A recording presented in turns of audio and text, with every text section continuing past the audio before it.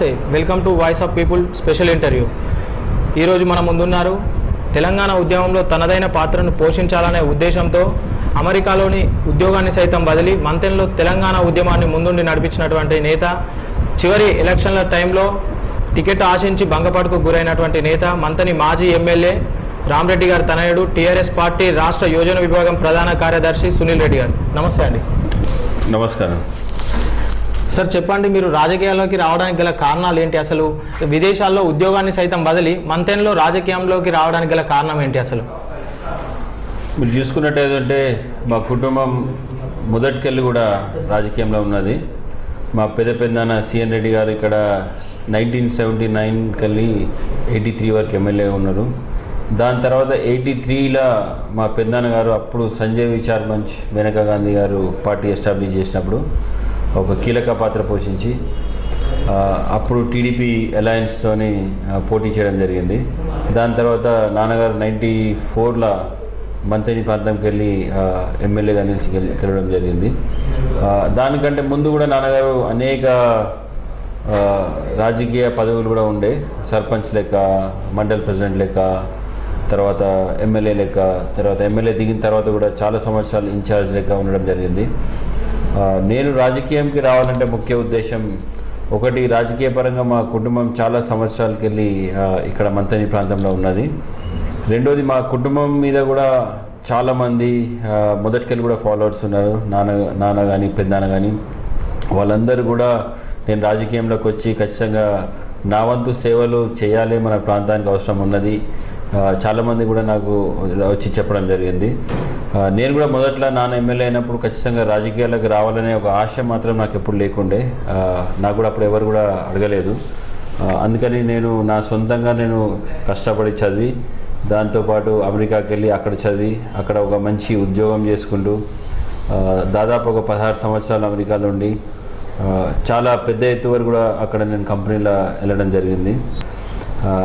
So మధ్యకాలంలో నాన్న కూడా కొంచెము ఏజ్ అవ్వడం, నాన్నకు కూడా రాజకీయ పరంగా కొంచెము ఎవరైనా ఉంటే మంచిగా ఉంటుందని అనిపించడం, దాంతోపాటు ఇక్కడ నాన్నకు నమ్ముకున్న చాలామంది కార్యకర్తలు కూడా మీరు వస్తే మంచిగా ఉంటుందని చెప్పడం, అవన్నీ కూడా నాకు కొంచెం ఇన్ఫ్లుయెన్స్ చేసింది రాజకీయంలోకి రావడానికి.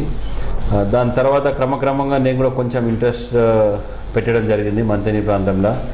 సో మంతని ప్రాంతంలో ఏమేమి చేద్దామనేది ఒక ఆలోచనతోనే నేను కూడా ప్లస్ వీళ్ళందరి ప్రోత్సాహంతో రాజకీయంలోకి ఎంటర్ కావడం జరిగింది. చెప్పండి, 2009 నుంచి మీరు టీఆర్ఎస్ పార్టీలో క్రియాశీలకంగా మంత్రిలో పార్టిసిపేట్ చేస్తూ ఉన్నారు కదా. 2014 ఎలక్షన్లో మీకు నిరాశ ఎదురైంది. సో దీన్ని మీరు ఏ విధంగా చెప్పగలుగుతారు? ఖచ్చితంగా 5 సంవత్సరాలు ఇక్కడ మంతని ప్రాంతంలో, అప్పుడు మేము టీఆర్ఎస్ పార్టీ జాయిన్ అయినప్పుడు అసలు తెలంగాణ అనేది పార్టీ అనేది ఇక్కడ మంతని ప్రాంతంలో పెద్ద లేకుండే. మేము పార్టీలకు జాయిన్ అయినప్పటికెళ్ళి కూడా చాలా పెద్ద ఎత్తున మేము టీఆర్ఎస్ పార్టీని ఇక్కడ లేవదీయడం జరిగింది. ప్రతి గ్రామంలో కూడా వందలాది మంది కార్యకర్తలని మేము క్రియేట్ చేయడం జరిగింది. ఎందుకంటే నాన్న గతంలో ఉన్న ఎమ్మెల్యే చేసినప్పటికెళ్ళి కూడా ఉన్న పరిచయాలు, కార్యకర్తలు అందరూ కూడా నాన్నతో పాటు తెలుగుదేశంకి వెళ్ళి టీఆర్ఎస్ పార్టీకి చేయడం జరిగింది. సో 5 సంవత్సరాలు చాలా కష్టపడ్డాం, చాలా త్యాగాలు చేసినాం. ఒక సందర్భంలో అయితే పాపం నాన్న రామరెడ్డి గారు దసరా అప్పుడు జైలుకి వెళ్ళి దాదాపు ఒక 10 రోజులు నేల మీద కూడా పండుకోవడం జరిగింది. సో అలాంటి త్యాగాలు చేసినాం, కష్టపడ్డాం. ఖచ్చితంగా చివరి నిమిషం వరకు కూడా మాకే టికెట్ వస్తుందని పూర్తి స్థాయిలో నమ్మకం, విశ్వాసం ఉండే. కేసీఆర్ గారు కూడా అనేక మార్లు మాకు అదేవిధంగా ప్రామిస్ చేయడం జరిగింది. కాకపోతే దురదృష్టవశాత్తు లాస్ట్ మినిట్ మాకు టికెట్ రాకపోవడం మాకు చాలా బాధాకరం అది. ఎందుకంటే 5 సంవత్సరాలు మేము పార్టీని కష్టపడి మోసి అన్ని విధాల కార్యకర్తలను కాపాడుకుంటా ఇక్కడ తెలంగాణ ఉద్యమంని కూడా ఉవ్వెత్తున లేవదీయడం జరిగింది. అవన్నీ చేసినాక మాకు లాస్ట్ మినిట్లో మాకు టికెట్ రాకపోవడం, ముఖ్యంగా మా పార్టీకి సంబంధించిన వ్యక్తి టికెట్ వస్తే కూడా మాకు అంత బాధ ఉండకపోయేది. సో కంప్లీట్గా మాకు అపోనెంట్గా ఉండి అప్పుడు మా పార్టీకి జంపై టికెట్ వచ్చడం, దాని తర్వాత మాకు కూడా కరెక్ట్గా ప్రోత్సాహం లేకపోవడం, అవన్నీ కొంచెం దురదృష్టకరం. కానీ అయినా కానీ అవన్నీ కూడా మేము రాజకీయంలో వచ్చినాం కాబట్టి, ఖచ్చితంగా ప్రజాసేవ చేయాలనే ఉద్దేశంతో వచ్చినాం కాబట్టి టికెట్ రాకున్నా అని 2014లో ఇప్పటి వరకు కూడా మనం ప్రజలను అందుబాటులోనే ఉండుకుంటా, ప్రజాసేవ చేసుకుంటా, కార్యక్రమాలు మాత్రం కొనసాగించుకుంటూనే ఉన్నాం. ఖచ్చితంగా ఈసారి మాత్రం మాకు అవకాశం వస్తుందని పూర్తి నమ్మకం ఉన్నది. మేము చేసే కష్టం ఖచ్చితంగా దాన్ని గుర్తించి వాళ్ళు మాకు అన్ని విధాల తోడ్పడతారని మాకు పూర్తి విశ్వాసం ఉంది. తన సామాజిక వర్గమైనటువంటి రెడ్డి సామాజిక వర్గానికి నేతలకు మాత్రమే ప్రాధాన్యత ఇస్తున్నారనే ఉద్దేశం మంతిన్ ప్రజల్లో ఒక చర్చగా మారింది. దీన్ని మీరు ఏ విధంగా చూస్తారు? నాకు తెలిసి అదేం వాస్తవం కాదు. ఎందుకంటే నా దగ్గర ఉన్న ఇవాళ చెప్పుకున్నట్టయితే సిఎస్ఆర్ కమిటీస్ చేయడం జరిగింది. దాదాపు ప్రతి మండలానికి సిఎస్ఆర్ కమిటీస్ వేసుకున్నాం. దాదాపు అన్ని మండల్ ప్రెసిడెంట్స్ కూడా నేను ఎప్పుడు క్యాస్ట్ పరంగా ఎవరిని చూడలేదు. యాక్చువల్లీ వాస్తవంగా నేను ఇక్కడ మంతెన్లో పుట్టి పెరిగిన, దాని తర్వాత హైదరాబాద్ పబ్లిక్ స్కూల్లో చదువుకున్నా, అక్కడికి వెళ్ళి ఆర్ఈసీ భోపాల్లో చదువుకున్నా, తర్వాత అమెరికా పోయి చదువుకున్నా, అక్కడ 16 సంవత్సరాలు ఉన్నా. నాకు ఈ పెరిగే సమయంలో చాలామంది నాకు ఫ్రెండ్స్ ఉన్నారు, పరిచయాలు అయినరు. ఇప్పటి వరకు కూడా వాళ్ళ క్యాస్ట్ ఏందనేది నాకు తెలియదు. సో ఎప్పుడు కూడా నేను క్యాస్ట్ అనే ఒక ఉద్దేశంతో నేను ఎప్పుడు నా లైఫ్లో ఎప్పుడు ఫ్రెండ్షిప్ చేయలేదు, రాజకీయం కూడా చేయట్లేదు. నేను ఒకటే అబ్జర్వేషన్ చేస్తా, వ్యక్తులు మంచి వ్యక్తులు ఎవరు, చెడు వ్యక్తులు ఎవరు. మంచి వ్యక్తులు ఏ క్యాస్ట్ అన్నా పర్లేదు, అలా రెడ్డి సామాజిక వర్గం ఉంటే తీసుకుంటా, బీసీ సామాజిక వర్గం ఉంటే తీసుకుంటా, దళితులు ఉంటే తీసుకుంటా. సో నేను ఒకటే సిద్ధాంతం బిలీవ్ చేస్తా, క్యాస్ట్ పరంగా రాజకీయం అయితే నేను చేయదలుచుకోలేదు. ఎందుకంటే నేను పూర్తి స్థాయిలో నమ్మను క్యాస్ట్ అనేది. మంచి వ్యక్తులను రేపు రాజకీయ పరంగా కూడా నేను వస్తే నా విజన్ని ముందుకు తీసుకుపోయే వ్యక్తులను, అలాంటి వ్యక్తులను ప్రోత్సహిస్తా. నా సిఎస్ఆర్ మండల్ కమిటీస్ కూడా చూసుకున్నట్టయితే ఉంటే దాదాపు ఎవరు కూడా రెడ్డీస్ అనేటోళ్ళు కూడా ఎవరు లేరు యాక్చువల్లీ. సో నేను నా పరంగా నా కమిటీస్ పరంగా నేను నిర్మించుకునే కొత్త తరాల్లో కూడా ఎవరు కూడా రెడ్డీస్ లేరు. సో నాకు నిజంగా క్యాస్ట్ పరంగా ఉంటే మరి అన్నిట్లో రెడ్డీస్ ఉండాలి. ఒక అంశం బహుశా for example Manthani ZPTC Reddy ఉండొచ్చు, దాన్ని బేసిస్ చేసి కొంత అనొచ్చు, కానీ అది నార్మల్. అది ఎందుకంటే వాళ్ళు సిట్టింగ్ జెడ్పీటీసీ అధికారంలో ఉన్నారు, అలాంటి వాళ్ళు మనకు సపోర్ట్ చేస్తారు, ప్లస్ ప్రజలలో కూడా మంచి పేరు ఉన్నది. అలాంటి వాళ్ళు సపోర్ట్ చేస్తుంటే ఖచ్చితంగా మనం తీసుకుంటాం. వాళ్ళని మంచి పేరు ఉన్నదని తీసుకున్నామని వాళ్ళు పలానా క్యాస్ట్ అని మాత్రం ఒక ఉద్దేశంగా తీసుకోలేదు. సో నాకు తెలిసి అయితే కొంత ప్రతిపక్షాలు అలాంటి బురద జల్లే కార్యక్రమం చేస్తే నాకు ఎక్కడన్నా మైనస్ అవుతుంది, వాళ్ళకి ప్లస్ అవుతుంది అనే ఆలోచన వాళ్ళు చేస్తున్నారు కావచ్చు. కానీ నాకు పరంగా అయితే నాకు క్యాస్ట్ అనేది లేదు. నాకు తోని ఇంటరాక్షన్ చేసిన వాళ్ళు, నా టీం వాళ్ళు కూడా ఎవ్వరు కూడా అట్లా అనుకోరు నేను ఒక క్యాస్ట్ని ఎంకరేజ్ చేస్తాను. మీరు మంచితనం, వ్యక్తిత్వం మంచిగా ఉండి రేపు రాజకీయ పరంగా మీరు మంచి అవగాహనతోని మంచి చదువు ఉంటే ఖచ్చితంగా నేను ఎంకరేజ్ చేస్తా. అదే నా సిద్ధాంతం, ఖచ్చితంగా అదే సిద్ధాంతం నేను ముందుకు పోతా ఎప్పుడైనా. సార్ మీరు చెప్పండి, మీరు కేవలం ఒక మంత్రిని జెడ్పీటీసీ వరకే చెప్తా ఉన్నారు. కాటారం చూసుకున్నట్టయితే వసంత రెడ్డి కానీ, వెంకటరెడ్డి కానీ, గండ వెంకటరమణారెడ్డి కానీ, లేదంటే జగన్మోహన్ రావు, ఇలాంటి ఒకే సామాజిక వర్గం లేదా ఒక పెద్ద సామాజిక వర్గానికి చెందిన నేతలు మాత్రమే మీ వైపు ఉన్నారని, బడుగు బలహీన వర్గాలకు సంబంధించినటువంటి నేతలు ఎవరు సునీల్ రెడ్డి వెంట లేరు అని చెప్పి మీ పార్టీకి సంబంధించిన ఒక వర్గం ప్రచారం చేస్తుంది కదా. సో దీని మీద మీరు ఏమి ఎక్స్ప్లెనేషన్ ఇవ్వగలుగుతారు?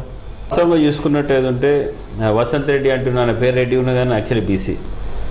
సో అక్కడ గాండ్ల రెడ్డిస్ అందరూ కూడా బీసీకి సంబంధించిన కమ్యూనిటీ. నేను గతంలో ఉద్యమం చేసినప్పుడు నేను వచ్చి వీళ్ళెవరిని కూడా సెలెక్ట్ చేసుకోలేదు. వాళ్ళందరూ టీఆర్ఎస్ పార్టీలో ఉన్నారు. నేను పోయి నేను టీఆర్ఎస్ పార్టీలో జాయిన్ అయినప్పుడు అంతకుముందు నాన్నగారు ఇన్ఛార్జ్ ఉండే, తర్వాత నేనున్నా. సో నాన్నగారి పరిచయాలతో నేను ఆటోమేటిక్గా వాళ్ళందరూ కూడా నా టీంకి వచ్చిండు. వాళ్ళే కాదు, మాదేపూర్ చూసుకున్నట్టు ఏదంటే అక్బర్ ఖాన్ గారు ఉండే అప్పుడు పార్టీలో. సో ఇక్కడ మంతని చూసుకున్నట్టు ఏదంటే అప్పటి ఈశ్వరమ్మ, మన ముష్కరాజు, వీళ్ళందరూ కూడా ఉండే పార్టీలో. నాకు టికెట్ రాకుండా నాతోని కొంతమంది ప్రయాణం చేసిండ్రు. నాతోని ప్రయాణం చేసిన ప్రతి ఒక్కరు కూడా ఉన్నారు. ఇవాళ కొంతమందిని కేవలం వాళ్ళకు పదవులు ఉన్నాయనే దృష్టితోని మీరు చూస్తున్నారు. ఫర్ ఎగ్జాంపుల్ గంటా వెంకటరామరెడ్డి కానీ, జగన్మోహన్ రావు కానీ, వాళ్ళిద్దరికీ మాజీ జెడ్పీటీసీలు. మూల సరోజ గారు జెడ్పీటీసీ, వసంత్ రెడ్డి వెంకటరెడ్డి కూడా ఇద్దరు జస్ట్ మిస్ జెడ్పీటీసీ. వెంకటరెడ్డి అతి స్వల్ప మెజారిటీతో ఇండిపెండెంట్ ఓడిపోయారు. వీళ్ళు కాక అనేక మంది కార్యకర్తలు అనేక మంది ఉన్నారు, సీనియర్ పీపుల్ ఉన్నారు. మన మంతని ప్రాంతాన్ని చూసుకున్నట్టు ఏదంటే ముష్కరాజు, ఈశ్వరమ్మ ఉన్నది, ఇక్కడ కొట్ట సాంబన్న ఉన్నాడు, మన ముత్తారం కూడా చూసుకుంటే నూనె కుమార్ బీసీ నాయకు ఉన్నాడు, చిన్న యంగ్ లీడర్. సో ఇలాంటి అనేక మంది మనం లీడర్లను, కార్యకర్తలను మనం డెవలప్ చేసినాం. కమాన్పూర్ చూసుకున్నట్టుంటే మేకల సంపత్ అని, ఆయన కూడా ఒక బీసీ నాయకుడు, చాలా యంగ్ ఉండే. రమణారెడ్డి, వీళ్ళందరూ మీరు అంటున్నారు వాస్తవంగా, కానీ వాళ్ళందరినీ కూడా మనం దృష్టిలో ఉంచుకొని కూడా మనం యంగ్ బీసీ లీడర్స్ని ఎంకరేజ్ చేస్తాం. ఈరోజు జెడ్పీటీసీ అంటే ఖచ్చితంగా మేము ఆ రోజు ఆయన ప్రధాన కార్యదర్శి చేయబట్టి ఆయన జెడ్పీటీసీ అయ్యాడు. అదేవిధంగా కాటారం కూడా చూసుకున్నట్టు ఉంటే డాక్టర్ మల్లేష్ ఉన్నాడు, ఆయనకు కూడా మేము ప్రధాన కార్యదర్శి పోస్ట్ ఇచ్చి ఆయనను కూడా మేము జెడ్పీటీసీ స్థాయిలో చూద్దామని అనుకున్నాం. సో అనేక మంది నాయకులు ఆల్రెడీ ఎస్టాబ్లిష్ అయిన వాళ్ళని మీరు చూస్తున్నారు, కానీ చాలామంది నాయకులను మేము ప్రోత్సహించి వాళ్ళను రాబోయే కాలంలో తీసుకుపోదాని ఒక ఆలోచన మాకు ఉన్నది.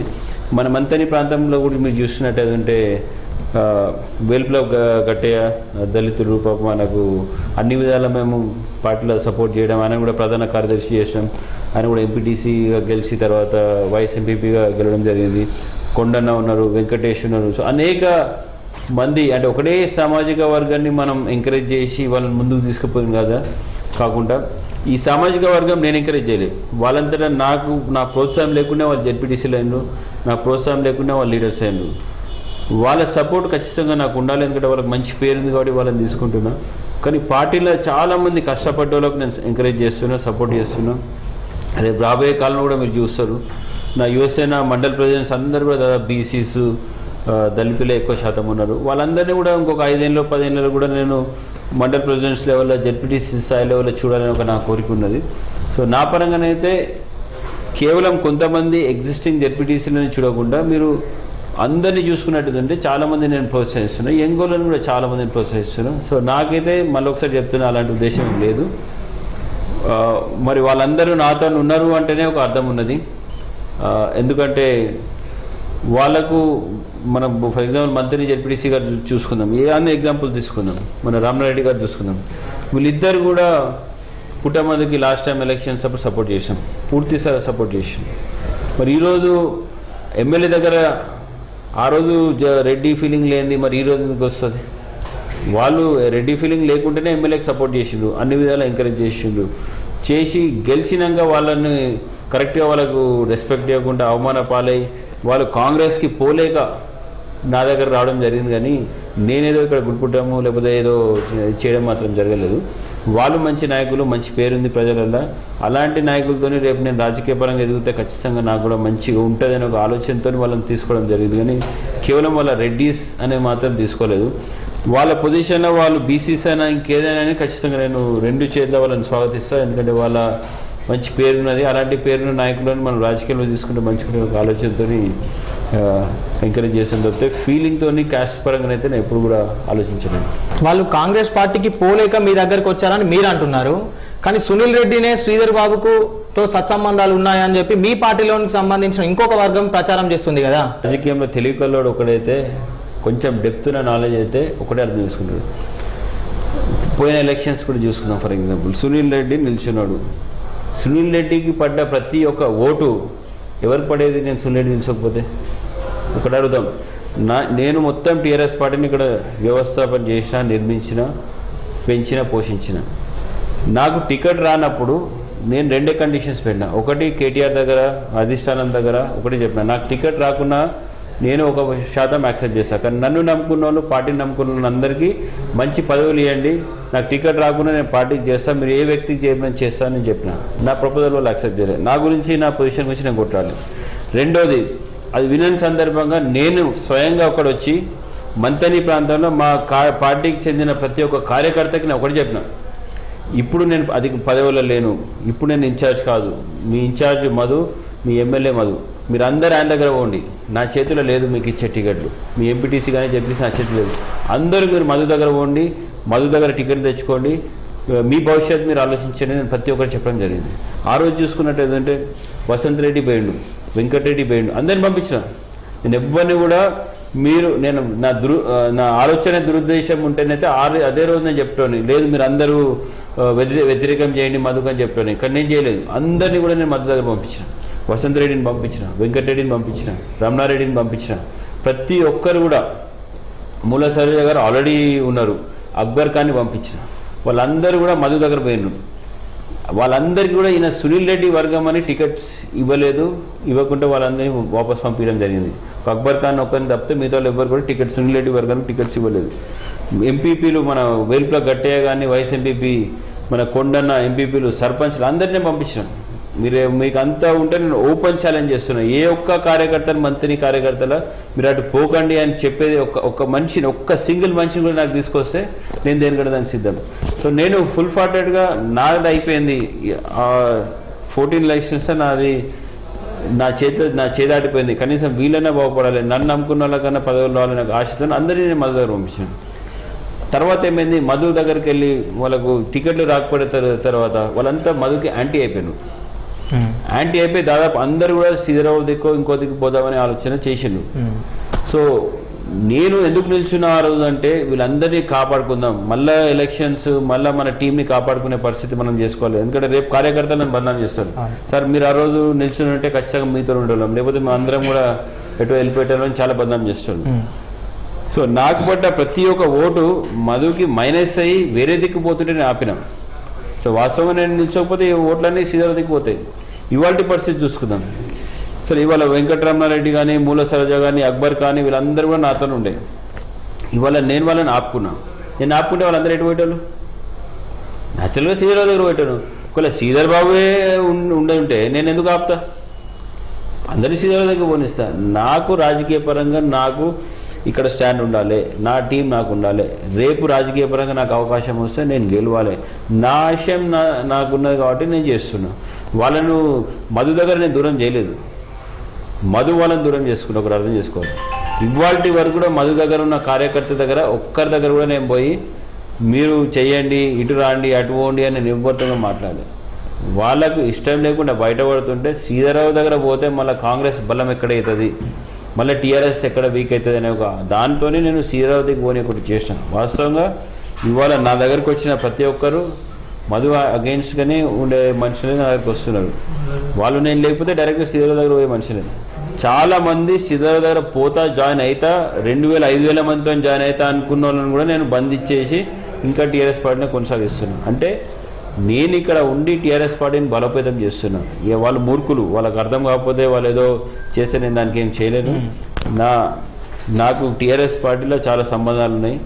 నాకు టికెట్ రాకపోవచ్చు కానీ నాకు కేటీఆర్ గారి దగ్గరనే, నాకు వివేక్ గారి దగ్గరనే, గతంలో పనిచేసిన టీఆర్ఎస్ నాయకులు అందరూ కూడా నా దగ్గరనే. సో నేను ఖచ్చితంగా టీఆర్ఎస్ పార్టీ బలోపేతం కనుక నేను చేసినాను నాకు తెలుసు. ఒకవేళ అదే నిజంగా అయితే మరి నాకు అధిష్టానం పిలిచి చెప్పేవాళ్ళు కదా. మరి అధిష్టానం పిలిచి నీకు ఏమైనా ఉంటే అధిష్టానంతో చెప్పి, నువ్వేదో అనుకొని ఏదో నన్ను డ్యామేజ్ చేయాలి, సునీల్ రెడ్డిని డ్యామేజ్ చేయాలి, డ్యామేజ్ చేస్తే మీ లీడర్ ఒకటే హీరో అవుతారని పద్ధతిలో మీరు పోతే దానికి నేనేం చేయలేను. నా వ్యవస్థ నాకున్నది, మాది రాజకీయ కుటుంబం. మా వ్యవస్థతో పాటు మా కార్యకర్తలు వాళ్ళ భవిష్యత్తు కూడా నా చేతి ఉన్నది కాబట్టి ఖచ్చితంగా వాళ్ళందరినీ దృష్టి పెట్టుకుని ఒక స్టెప్ తీసుకోవాలి. సో వాళ్ళకి తెలియకపోతే నేను ఏం చేయలేను. కానీ ఎమ్మెల్యేకు వ్యతిరేకంగా టీఆర్ఎస్ పార్టీకి చెందినటువంటి ఒక బడా లీడర్ సునీల్ రెడ్డిని ప్రోత్సహిస్తున్నారని, ఆర్థికంగా కూడా ఆయనకు అన్ని విధాలా వెన్నంటూ ఉంటూ ఆయనను మంత్రిలో ఒక ఎమ్మెల్యే వర్గానికి వ్యతిరేకంగా ప్రోత్సహిస్తున్నారని కూడా ఒక ప్రచారంలో ఉంది కదా. అదే అవుతుందా? ఎందుకంటే నేను ఒకటే సిద్ధాంతం చేసుకుంటా. నాకు ఎవరు ఎంకరేజ్మెంట్ ఇచ్చింది అనేది ఒకటి పక్కన పెడితే మాత్రం గతంలో కూడా నేను టీఆర్ఎస్ పార్టీకి వచ్చినప్పుడు నాకు అనేక ప్రోత్సాహాలు అధిష్టానం ఇచ్చింది. వాస్తవం చెప్పాలంటే ఆ రోజు శ్రీధర్ బాబు కానీ కాంగ్రెస్ కానీ చాలా సందర్భాలలో మా టీఆర్ఎస్ కార్యకర్తలను ఇబ్బంది పెట్టిండ్రు, కేసులు పెట్టిండ్రు, మేమంతా జైలు పాల్పోయినాం. సో ఆ కోపం మాకున్నది. ఈవెన్ కవితక్క కూడా ఇక్కడ మంత్రి ప్రాంతానికి వచ్చినప్పుడు కూడా అనేక ఇబ్బందులు పెట్టిండ్రు. శ్రీధరరావు కానీ ఆయన తమ్ముడు శ్రీనిబాబు కానీ వీళ్ళందరూ మమ్మల్ని నా ప్రోగ్రామ్ చేయకపోనియకుండా ఆపివేయడం, మధ్యలో అరెస్ట్ చేయడం, ఇవన్నీ కేవలం కవితకే కాదు మాకు కూడా చాలా చాలా బాధాకరం. మాకు కూడా చాలా విధాల మాకు డ్యామేజ్ చేసినా కూడా. కానీ అయినా కానీ మేము ఎప్పుడు కూడా మా అధిష్టానం కూడా మా సిన్సియారిటీతోని మా మంచితనంతో ఎంకరేజ్ చేసింది. ఇప్పుడు కూడా అంతే. నేను ఒక చదువుకున్న వ్యక్తిని, మంచి వ్యక్తిని, నాకు ఒక మంచి విజన్ ఉన్నది, నేను వస్తే చాలామందికి సేవలు చేయగలుగుతానే భావంతోనే ఎవరైనా నన్ను ఎంకరేజ్ చేసాను. కానీ దీన్ని ఎమ్మెల్యేకి వ్యతిరేకంగా చేయాలి అనే ఒక కాన్సెప్ట్ అయితే ఎవరు చేయలేదు, నన్ను కూడా ఎప్పుడు ఏం చేయలేదు. నేను కూడా ఇక్కడ గత 4-5 సంవత్సరాలకి వెళ్ళి కూడా నాకు టికెట్ రాకుండా నేను రాజీనామా చేయలేదు, పార్టీకి సస్పెండ్ కాలేదు.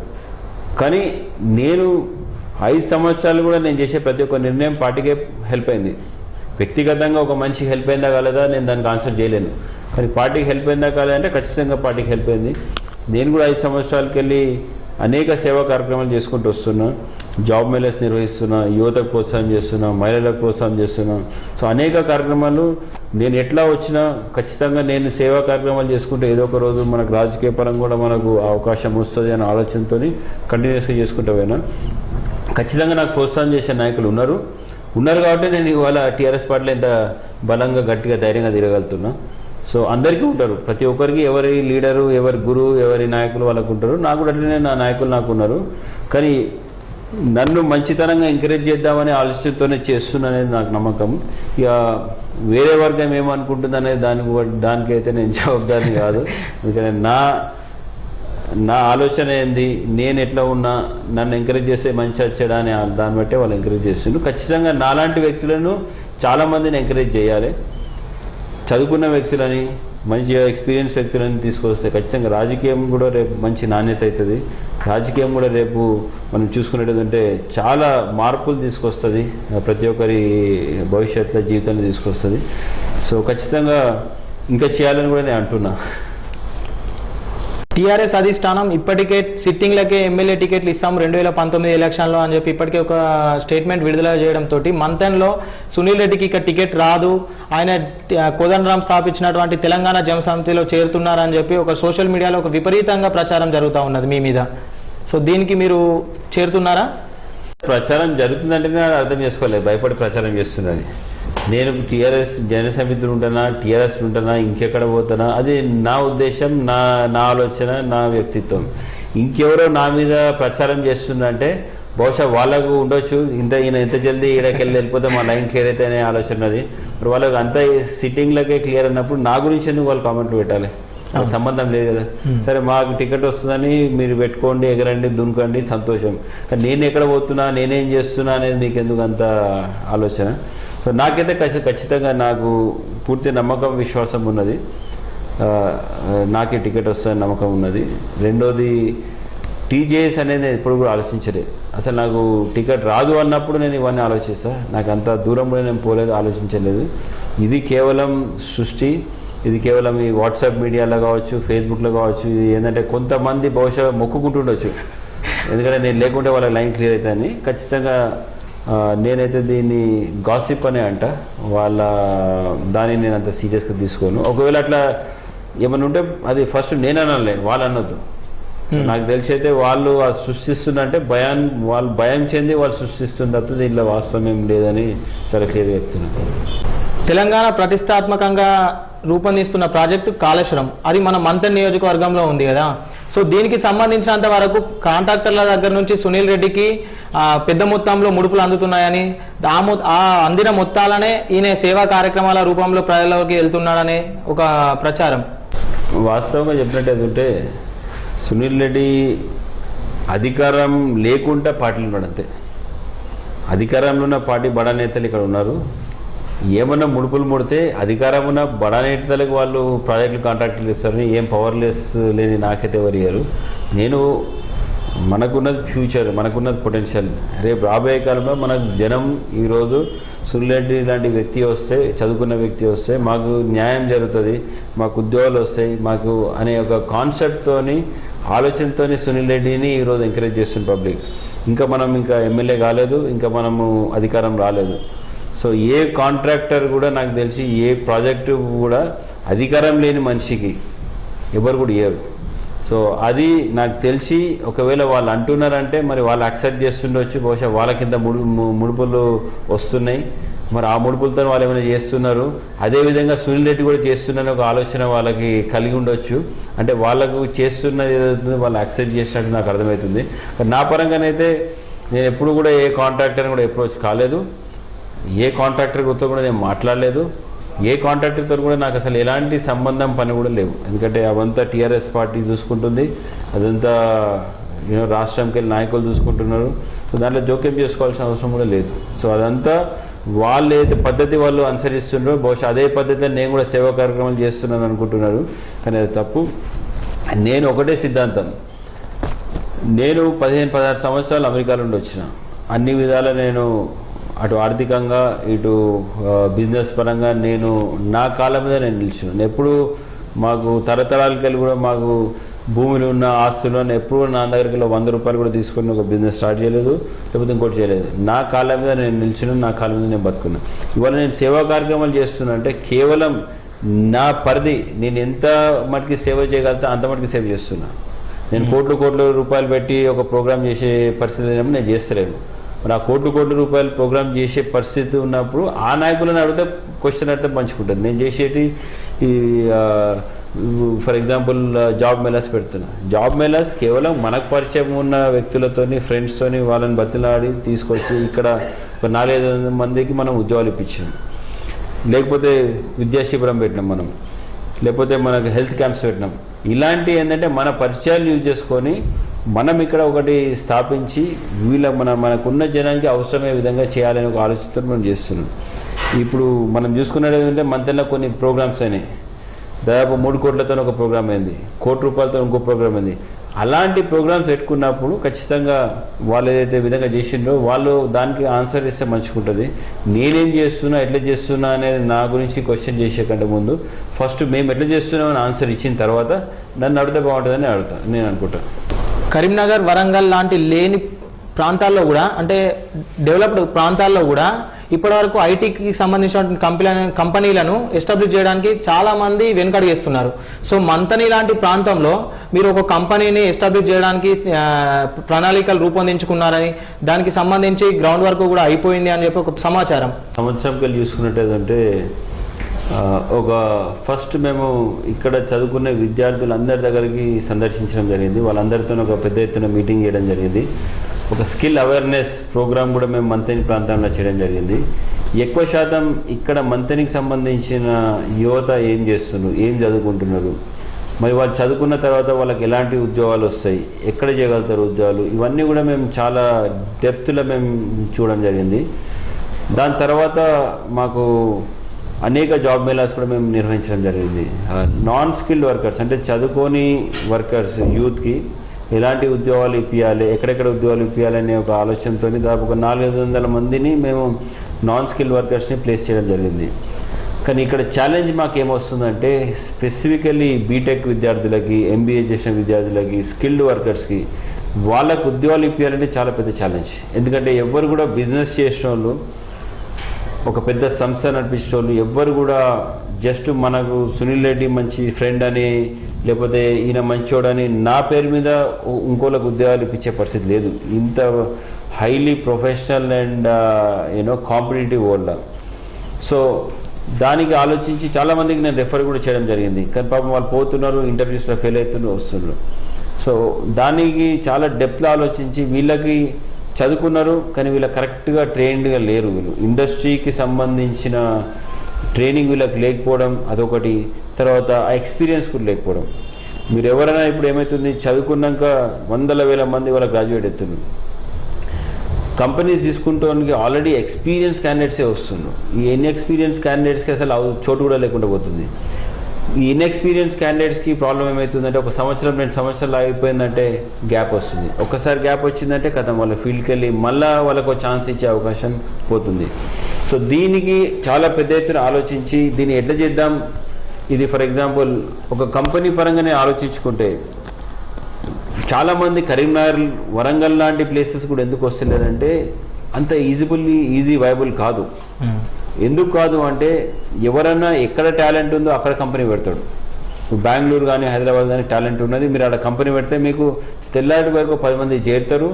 తెల్లాటి వరకు మీరు అనుకున్నది వాళ్ళు ఏది సాధించుకుంటూ పోతుంటారు. ఇప్పుడు మంతని లాంటి ప్రాంతం, కరీంనగర్ లాంటి ప్రాంతం తీసుకున్నట్టు ఉంటే మనం తీసుకున్న టీం కరెక్ట్గా పనిచేయకపోతే మీరు ఒకరోజు పని 10 రోజులు అయితే అది చాలా విధాల నష్టమవుతుంది కంపెనీ. సో కంపెనీ పరంగా ఆలోచించుకుంటే మాత్రం అది పెద్ద క్లెవర్ డెసిషన్ కాదు. కానీ నాది ఒక సిద్ధాంతం ఉన్నది, ఐటీలో ఇవాళ ఎక్కడికి వెళ్ళి కూడా మనం పనిచేయచ్చు. మనకు ఒక ఇంటర్నెట్, కంప్యూటర్ అనేది ఉంటే మనం ఎక్కడికి వెళ్ళి కూడా ఐటీలో పనిచేయచ్చు.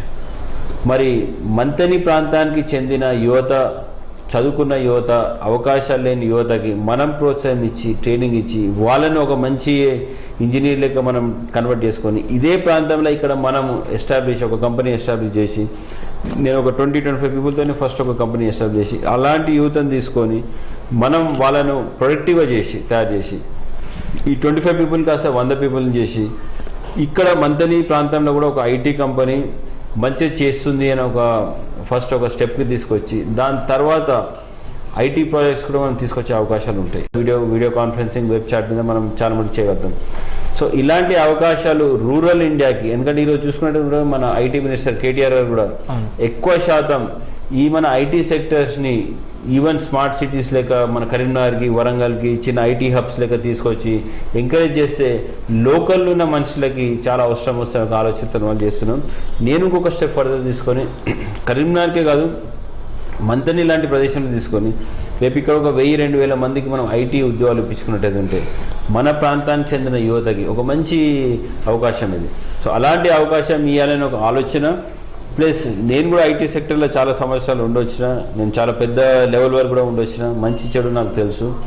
దీన్ని నేను పర్సనల్గా ఫోర్సీ చేసి ఒక సక్సెస్ఫుల్ వెంచర్ లెక్క ఇక్కడ స్టార్ట్ చేసి ఈ సక్సెస్ఫుల్ వెంచర్ని పెంచుకుంటూ ఒక 100 మంది వరకు ఒక కాన్సెప్ట్లో మనం తయారు చేసుకున్నట్టుంటే రేపు ఇది ఎస్టాబ్లిష్ అయినాక నేను ఎవరితోనైనా పోయి చెప్పగలుగుతా, మీ మంతని ప్రాంతంలో ఆల్రెడీ ఒకటి కంపెనీ ఉన్నది, అది మంచి సక్సెస్ఫుల్గా చేస్తుంది, మీరు కూడా ఇక్కడ వచ్చి పెట్టవచ్చు. మీకు హైదరాబాద్లో 50 లక్షల ఖర్చు ఇక్కడ 20 లక్షల్లో అయిపోతుంది.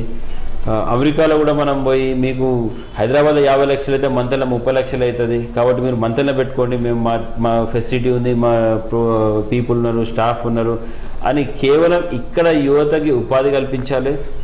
ఇక్కడ మంతల్ ప్రాంతంలో కూడా కొంచెం బిజినెస్ తీసుకురావడానికి ఆలోచనతో మనం ఇక్కడ చేస్తున్నాం. ఇది ఒక పైలట్ ప్రాజెక్టు, ఖచ్చితంగా దీన్ని సక్సెస్ చేయాలి అనే ఒక ఉద్దేశంతో చేస్తున్నాం. అందుకే ఇది ఒక రోజు 2 రోజులు ఆలోచించి పెట్టిన కంపెనీ కాదు, చాలా ఆల్మోస్ట్ ఒక 1 ఇయర్కి వెళ్ళి ఆలోచించి మా ఫ్రెండ్స్ని సంప్రదించి ఎట్లాగోట్లా దీనికి మనకు ప్రాజెక్ట్స్ రావాలి, ఇక్కడ వీళ్ళు చేయాలి అనే ఒక అన్ని సెట్ అయినాకనే మనం ఆ నిర్ణయం తీసుకున్నాం. సో దీన్ని సక్సెస్ చేయట్లో నా విజయం కాదు, ఇక్కడ మంతని ప్రాంతంలో యువత విజయం. రేపు మంతని ప్రాంతంలో యువత కూడా చాలా ఇంటెలిజెంట్, టాలెంటెడ్ పీపుల్ అని అనుకునే విధంగా నేను చేయాలని ఒక ఆలోచన.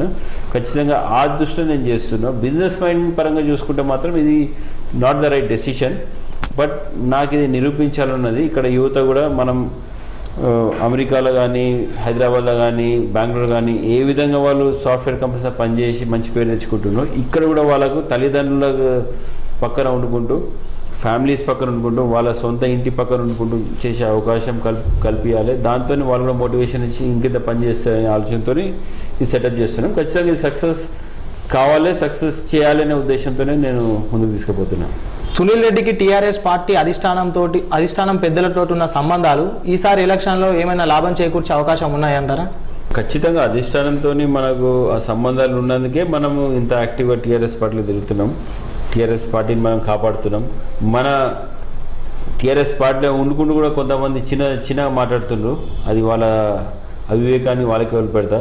ఇక్కడ టీఆర్ఎస్ పార్టీకి వెళ్ళి ఒకవేళ మన పార్టీలో చాలామంది కార్యకర్తలు నష్టపోయి ఉన్నా, చాలామంది కార్యకర్తలు పాపం వెనుకబడ్డా, చాలామంది కార్యకర్తలు ఎటుకాకుంటున్నా, వాళ్ళని ఏ పార్టీకి కొనియకుండా ఇంకా కూడా టీఆర్ఎస్ పార్టీలో ఉండే విధంగా నేను కాపాడుకుంటూ వస్తున్నా. 100% ఈరోజు చూసుకున్నట్టయితే మన తెలంగాణ రాష్ట్రం మన దేశంలో కూడా ఎక్కడ కూడా లేని స్కీమ్స్ ఈరోజు కేసీఆర్ గారు మన తెలంగాణ రాష్ట్రంలో ఏర్పాటు చేయడం జరుగుతుంది. అన్ని కులాలకి, అన్ని మతాలకి, అందరికీ చెందే విధంగా ఈరోజు మన స్కీమ్స్ అన్నీ కూడా వస్తున్నాయి. సో అధిష్టానం ఈరోజు ఎంత ప్రోత్సాహం చేస్తుంది మన టీఆర్ఎస్ పార్టీకి, నాయకులకి, ప్రజలకంటే వాస్తవంగా ఇవాళ ఇలాంటి ప్రభుత్వం ఎక్కడ కూడా మనం చూడలేదు, ఇలాంటి స్కీమ్స్ కూడా మనం ఎక్కడ కూడా చూడలేదు.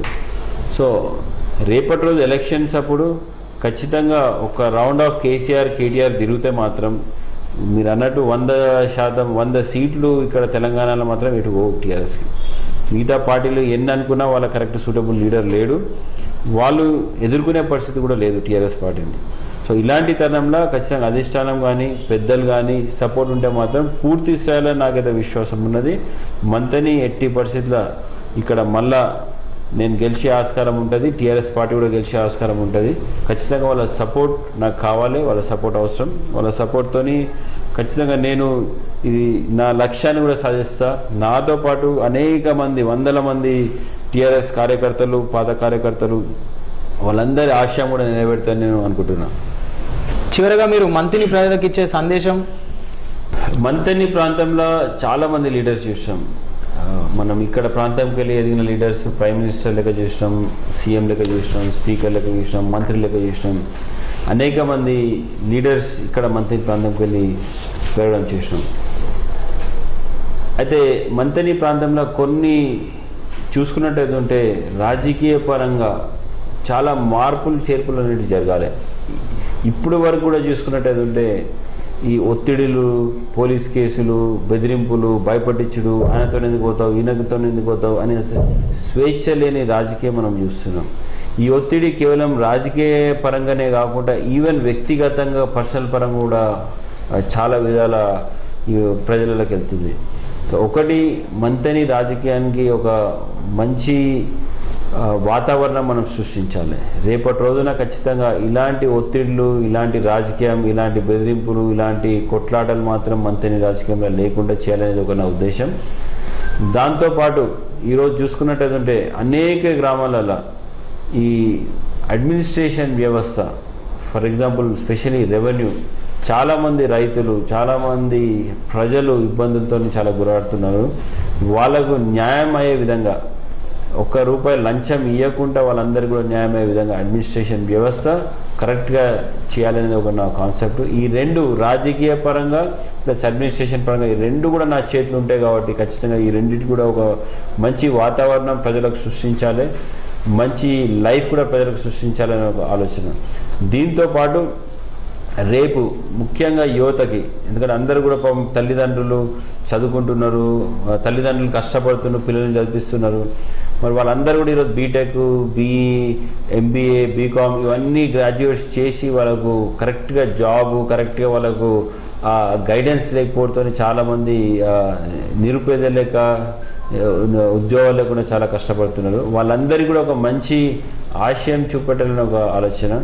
మంతని ప్రాంతంలో అటు అన్స్కిల్డ్ వర్కర్స్కి కొన్ని పరిశ్రమలు తీసుకొచ్చి మహిళలతో పాటు అన్స్కిల్డ్ వర్కర్స్ అందరికీ కూడా ఒక ఉపాధి కల్పించాలని ఒక ఆలోచన. దాంతోపాటు ఐటీ రంగం కూడా కొంచెం మంతని ప్రాంతంలో డెవలప్ చేసి కనీసం ఒక 100 మంది 200 మంది అన్న ఇక్కడ ఐటీ ఉద్యోగాలు ఇక్కడ మనకు మంతని ప్రాంతంలో ఉండాలని ఒక ఆలోచన ఉన్నది నాకు.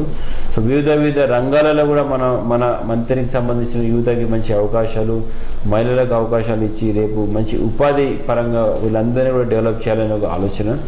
దాంతోపాటు మంతనికి ఒక ప్రత్యేకత ఉన్నది. ఇంతకుముందు మనం మాట్లాడినట్టు ఇక్కడ కాళేశ్వరం ప్రాజెక్టు దాదాపు రేపు ప్రపంచంలోనే ఒక పెద్ద మెగా ప్రాజెక్ట్ అది. దాంతోపాటు ఇక్కడ రామగిరి కిలా, పుణ్యక్షేత్రాలు, కాళేశ్వరం, ఈ గోదావరి నడి ఒడ్డు పొంటాన అనేక టెంపుల్స్, వీటన్నిటినీ కూడా మంతని ప్రాంతంలో ఒక మంచి టూరిజం డెస్టినేషన్ రేపు చేయాలని ఒక ఆశయం నాకు ఉన్నది. దీంతోపాటు టూరిజంతో పాటు నేచర్ హబ్స్ అలాంటివి కూడా ఇక్కడ మంతని ప్రాంతంలో మనం పెట్టుకున్నట్టయితే ఖచ్చితంగా ఇక్కడ టూరిజం డెవలప్ అయ్యే ఆస్కారం ఉన్నది. వీటన్నిటితో పాటు డెవలప్మెంట్, ప్రతి చిన్న సిటీ అంటే మంతని టౌన్తో పాటు ఊళ్ళలో కూడా ప్రతి చిన్న టౌన్ కూడా దాన్ని ఒక మంచి డెవలప్మెంట్ పరంగా ఆలోచించి సిటీ ప్లానింగ్ చేసి రేపు మంతని కూడా ఒక గ్రామ పంచాయతీ మున్సిపాలిటీ అవుతుంది కాబట్టి దీన్ని కూడా ఒక మంచి ఆలోచన చేసి ఇవాళ మంతని చూసుకున్నట్టయితే బహుశా చిన్న జ్వరాలు కూడా ఇక్కడ పరిస్థితి కరెక్ట్గా ఆందోళనకరంగా ఉన్నది. హాస్పిటల్స్ చూపెట్టుకోవాలంటే అందరూ కూడా కరీంనగర్కి, వరంగల్కి, హైదరాబాద్కి ఉరకాల్సిన పరిస్థితి. సో అలాంటి అవస్థలు రానియకుండా ఇక్కడ ఒక మంచి హాస్పిటల్, మంచి ఎక్విప్మెంట్, మంచి ల్యాబ్స్ ఇక్కడ ప్రజలకు అందుబాటు అయ్యే విధంగా, దాంతోపాటు ఒక మంచి స్కూల్, ఒక మంచి కమ్యూనిటీ సెంటర్, ఒక మంచి స్పోర్ట్స్ కాంప్లెక్స్, ఇలాంటి అన్నీ కూడా ఇక్కడ మన మంత్రి ప్రాంతాల్లో మంచి టౌన్ ప్లానింగ్ చేసుకొని అందరికీ ప్రజలకి ఒక మంచి లైఫ్ స్టైల్ ఇవ్వాలి. ముఖ్యంగా చిన్న పల్లెటూరులో చూసుకున్నట్టు వాళ్ళకి డ్రైనేజ్ కరెక్ట్గా లేకపోవడం, కొన్ని చోట్ల రోడ్స్ కరెక్ట్గా లేకపోవడం, ఇలాంటి ఇబ్బందులు, కనీస వసతులు, నైట్ టైం లైట్స్ లేకపోవడం, ఇలాంటి అన్నీ కూడా మనం డెవలప్మెంట్ పరంగా మంచి ఆలోచించి ఒక మంచి స్మాల్ సిటీస్ లెక్క డెవలప్ చేసి ఒక నాణ్యతమైన లైఫ్, క్వాలిటీ లైఫ్ ఇక్కడ ఉన్న ప్రజలకు అందరికీ ఇవ్వాలని ఒక ఆలోచన ఉన్నది. సో చాలా మా రంగంలో కూడా ఏమేమి చేద్దాం, ఎట్లా ఆలోచన చేద్దాం అని ఒక మంచి పెద్ద విజన్తో మంతనికి వస్తున్నా. రాజకీయంలోకి వస్తున్నా అంటేనే ఒక మంచి విజన్తో వస్తున్నా. ఖచ్చితంగా నా ఆశయాలు, నాకున్న సపోర్టు, నాకు అవకాశాలు వస్తే మాత్రం ఖచ్చితంగా ఈ అన్ని రంగాలలో మంతెనలో మీకు ఒక ప్రత్యేకత అనేది చూపెట్టాలని ఒక నా ధ్యేయం. ఖచ్చితంగా ఆ అవకాశం ఈసారి వస్తుంది. నా వంతు నేను మంతెని కొరకు ఎప్పుడు కూడా శ్రమ పడతానని నేను అనుకుంటున్నా. ఇప్పుడు అధికారం లేకున్నా నా చేతిలో ఉన్నంత మటుకి కొంత మటుకి జాబ్ మేళర్స్, హెల్త్ శిబిరాలు ఇలాంటివి అన్నీ కూడా నేను కండక్ట్ చేయడం జరుగుతుంది. మహిళల పరంగా కూడా వాళ్ళ కోలాట బృందాలకి వాళ్ళకు కావాల్సిన సహాయము ఇవన్నీ కూడా చేయడం జరుగుతుంది. సో రేపు ముందు ముందు కూడా ఇంకా అవకాశాలు వస్తే ఖచ్చితంగా చాలా ప్రోగ్రామ్స్ చేద్దామనే ఆలోచన ఉంది. ఖచ్చితంగా నా వంతు రాజకీయ పరంగా నేను మంతెనికి వచ్చిన కాబట్టి నేను ఇక చనిపోయే వరకు కూడా మంతెనికి ఏదో ఒకటి సాయం, నా వంతు ఎవరికో సాయం చేస్తూనే ఉంటా అని కూడా ఈ సందర్భంగా మీకు తెలియజేస్తున్నాను. సో మీరు అనుకున్నవన్నీ జరగాలని, మీ ద్వారానే మంత్రికి ఎంతో కొంత అభివృద్ధి జరగాలని మీరు ఆశిస్తున్నారు కాబట్టి, సో మీరు అనుకున్న ప్రతి కార్యక్రమం విజయవంతం కావాలని చెప్పి మా వాయిస్ ఆఫ్ పీపుల్ తరపు నుంచి కూడా మేము కూడా కోరుకుంటున్నాం. Thank you sir. Thank you Rakesh గారు.